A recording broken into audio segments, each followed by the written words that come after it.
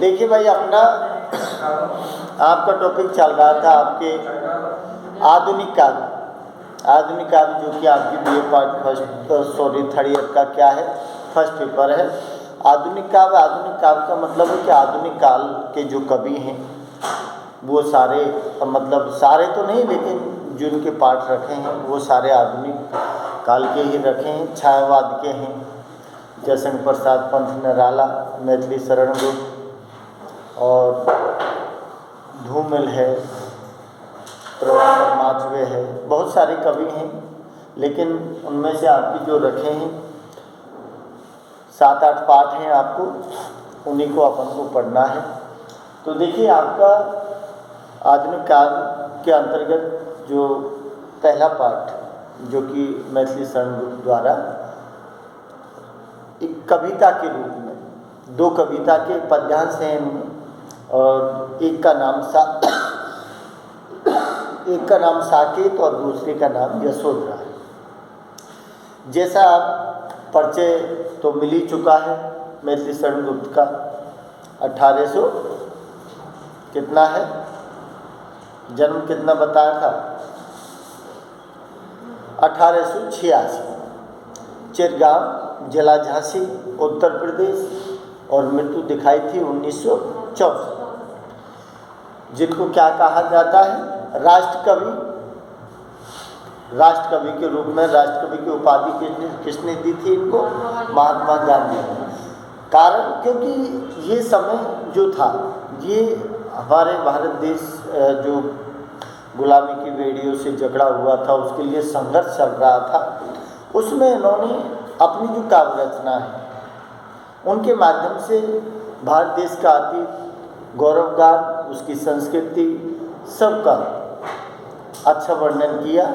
इसीलिए एक देश प्रेम, जो राष्ट्र हित और देश प्रेम की भावनाओं से भरी हुई ओत-प्रोत की कविता थी इनकी, इसीलिए इनको राष्ट्रपिता की उपाधि, राष्ट्रपिता में ऐसे बोल सकते हो कि राष्ट्रपिता महात्मा गांधी ने राष्ट्रकवि की उपाधि से इनको विभूषित किया। तो देखिए, अपना पहला जो काव्य था जिसके आपके पद्यांश दिए हुए थे, साकेत, जो आपने पढ़ा है, और 1931 में उसका प्रकाशन हुआ है। और जिसको लिया कहाँ से, जो इतिहास में उपेक्षित नारी पात्र हैं, उन्हीं में से उन्होंने इसको चुना और यही काम किया है यशोधरा में से।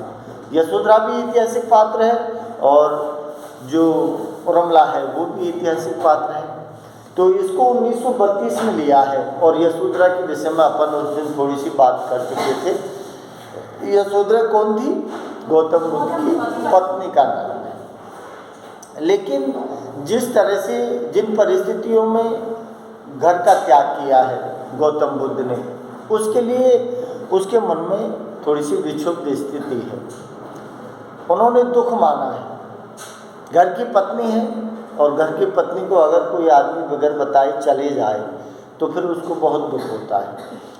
अरे भाई, या तो यह है कि खुद उनको विश्वास नहीं होगा कि भाई ये मना कर सकती है कि जाने नहीं देगी, इसलिए बिना बुलाए ही, बिना बताए ही वो चले गए।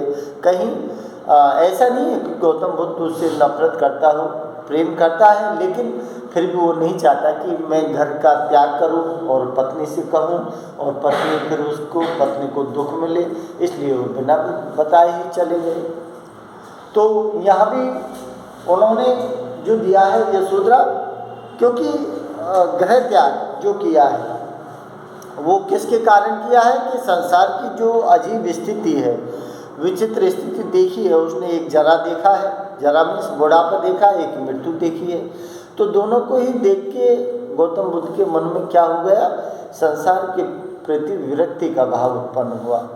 और फिर उसके मन में इस तरह की बात आई कि क्यों न संसार में कुछ ऐसा किया जाए जिससे मैं तो रहूं ना रहूं, लेकिन संसार में हमेशा के लिए अमर हो जाऊंगा। क्योंकि ये जीवन है, मिला है, तो जीवन हमेशा के लिए नहीं चलेगा, तो कुछ अच्छे कार्य किए जाए। इसीलिए उसने क्या किया है, जो भारतीय लोग या फिर जिस कहते कि जन कल्याण के लिए उन्होंने केवल ज्ञान की प्राप्ति की है बोधि वृक्ष के नीचे, और जो गया में है तो वहाँ जब गया है तो ये बिना बताए ही चला गया है पत्नी से। तो पत्नी की विरह व्यथा, उसकी जो दुख है, जो पीड़ा है, उसकी जो वेदना है, उस वेदना को इसमें दिखाया है। और अपनी सखी से वो क्या कहती है, सखी से वो कहती है, जिसका प्रकाशन कब हुआ है 1932। बहुत सारे काव्य लिखे हैं मैथिली शरण गुप्त ने, जिसमें आपको उस दिन मैंने लिखवाए थे। तो देखिए क्या कहा है इन्होंने कि सखी वो मुझसे कह के जाते, कहे तो क्या मुझको वे अपनी पथ बाधा पाते, मुझको बहुत उन्होंने माना फिर भी क्या पूरा पहचाना, मैंने मुख उसी को जाना जो वे मन में लाते, सखी वो मुझसे कह के जाते। अपनी सखी से अपनी वेदना को कह रही है वो, जिसने, क्योंकि भाई एक दूसरे की दुख पीड़ा जो होता है बांटने वाला भी कोई होना चाहिए तो ही मन हल्का होता है। लेकिन ऐसा भी नहीं कि सारे घर की रिपोर्टें ही वह को दे दो, ऐसा भी नहीं होना चाहिए। हाँ, कुछ बातें शेयर करने से मन हल्का हो जाता है, बात सत्य है, लेकिन सारी की सारी बातें नहीं बतानी चाहिए। लेकिन यहाँ जो दिया है कि सखी, सखी का मतलब उसकी सहेली की ओर इंगित किया है। तो उसने क्या है कि मुझसे कहकर जाते, अरे जो ग्रह त्याग किया है गौतम बुद्ध ने और बिना बताए ही वो चले गए, कोई बात नहीं, चले गए, अच्छे काम के लिए गए हैं। जाके बुरा करता तो मुझे भी, या फिर मेरे पास शिकायत आती तो भी मुझे कोई दिक्कत होती, तो मुझे दिक्कत कुछ नहीं। लेकिन दुख इस चीज़ का है कि मैं कोई वैसी थोड़ी आई हूँ, सात फेरा खा के लाया है मुझे है, तो सात फेरा खा के लाया तो क्या उसकी जिम्मेदारी नहीं बनती इस बात की कि मैं घर से बाहर जा रहा हूँ तो वो मुझसे कह के जाते, तो मैं क्या उनको मना करती या उनको रोकती? ऐसा कुछ नहीं था। लेकिन सखी वो मुझसे कह के जाते कि मुझे दुख इस बात का है कि वो गए हैं, जन कल्याण के लिए गए हैं, मैं भी मानती हूँ, अच्छी बात है, लेकिन दुख मुझे इस बात का है कि मुझे बिना बताए ही वो घर से चले गए। क्या दिया है, कहे तो क्या मुझको वह अपने पथ बाधा ही पाते। कहे का मतलब अगर वो मुझसे कहते तो क्या उनको मैं मना करती कि भाई नहीं तुम मुझे मत जाओ छोड़ के, अरे जन कल्याण के लिए जाना था उनको तो चले जाते, कोई दिक्कत नहीं। लेकिन मेरी भावनाओं की कद्र करते, मेरी भावनाओं का सम्मान करते तो मुझसे कह के जाते तो मैं मना नहीं करती। क्या दिया, तो क्या मुझको वे अपने, क्या दिया, पथबाधा। पथबाधा का मतलब रास्ते की रुकावट। पथवादे का मतलब क्या है, पथवादे का मतलब क्या दिया है कि रास्ते की रुकावट। अरे क्या उसको मैं रास्ते में रोकती कि तुम मत जाओ मुझे छोड़ के, क्या दिया है, तो क्या मुझको अपनी पथ बाधा पाते।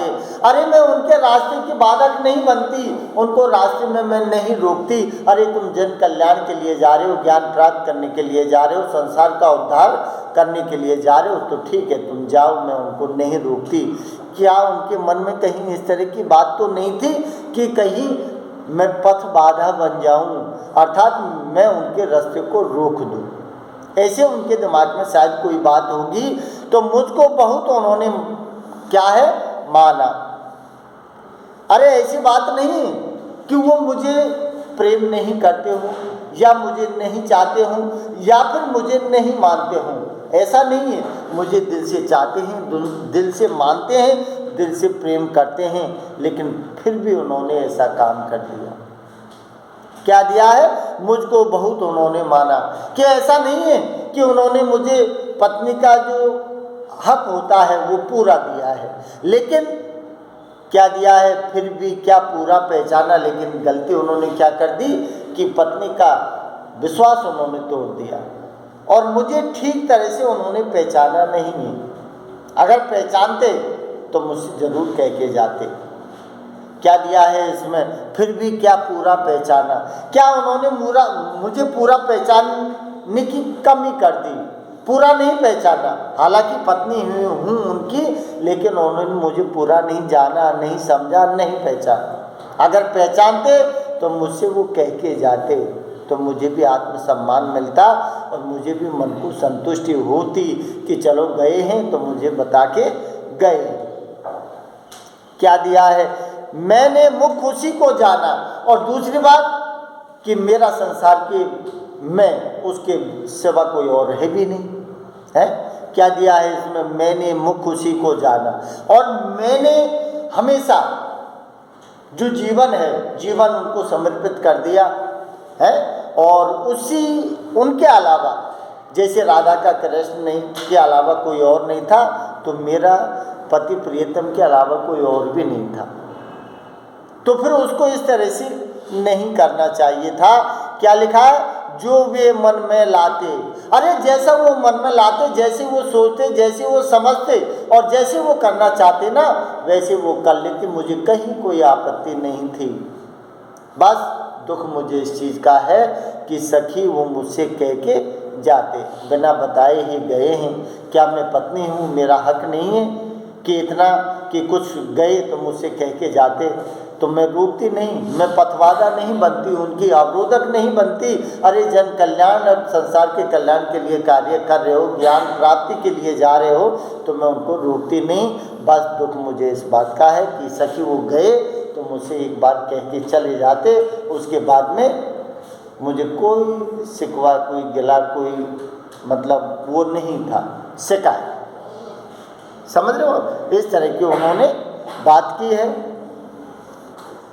तो देखिए इसमें यशोधरा की विरह भावना जो है, मन की फीलिंग जिसे कहते हैं वो है। और विरह भावना के साथ में विरह के द्वारा मिला हुआ पीड़ा जो दुख है, उस दुख को व्यक्त किया है।